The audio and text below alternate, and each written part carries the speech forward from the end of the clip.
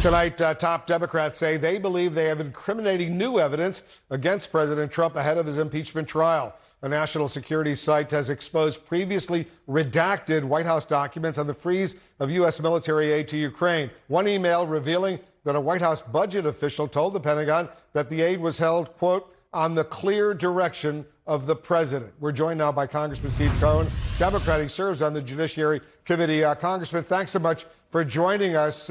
Your colleague, the House Intelligence Committee Chairman Adam Schiff, calls these new emails deeply incriminating, while the Senate Minority Leader Chuck Schumer calls this a devastating blow to the Majority Leader Mitch McConnell's strategy. Does this help Democrats make the case for calling Trump administration witnesses before a Senate impeachment trial? Well, it certainly helps the case, and it helps the case with the public, who I think would like to know the truth. And it puts a real burden on the Republicans, because if they don't have a fair trial and allow these documents and the witnesses to these events to testify, they will be held responsible at the polls, because public will know about it, and there's going to be more information, I think, coming out. And if they don't allow this information to be introduced in evidence, they will suffer. So they've got a real conundrum. They can allow evidence in, which makes it more difficult for Trump, and it makes Trump look more guilty. But at the same time, if they don't do it, then they're going to be guilty. And at some point, they're going to have to decide whether they look out for themselves or they look out for the president.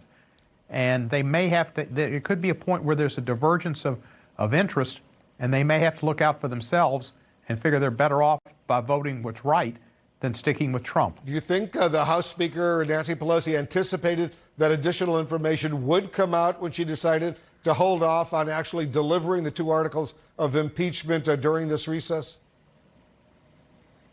I think it's entirely possible.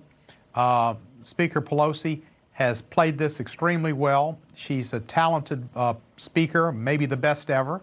And I think that she knew that this evidence would be forthcoming, and I think there's more evidence that could be forthcoming. What we've seen is clear from the witnesses who testified, the former ambassador, Fiona Hill, Volker, et cetera, all of them. It basically was clear that the president was involved in this project, drug deal, as Bolton called it, and he didn't want any information to come out. Now we're seeing some of the information they redacted, and it's damning of the president, showing he knew what he was doing. He knew it was more likely than not illegal, and he resisted the information, the advice of the Secretary of State, Secretary of Defense, and his own national security aide, because he thought he could play his politics with Rudy Giuliani and get around the Constitution and not be concerned about our national security and get a benefit for himself. And that's why he's been impeached. Would you support Speaker Pelosi if she decided to withhold delivering the articles of impeachment indefinitely? Yes, I definitely would, because I think more and more information is going to come out, and I think it puts more pressure on McConnell, and it makes the American public realize just how serious a situation this is and how compelling the evidence will be and is if it's allowed to be seen by the American public and the Senate. And further, I think it's incumbent on all Democrats to support Speaker Pelosi. She's been right so many times in this particular episode that we need to stay strong and support her.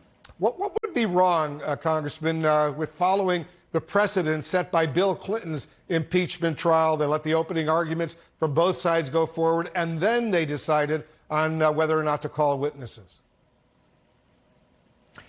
Well, because in that situation, Tom Daschle had not said that he personally had communicated with the Clinton team to form their defense, and Clinton hadn't totally stonewalled the Congress, and he'd let information, people testify, and information that the Congress wanted to be delivered.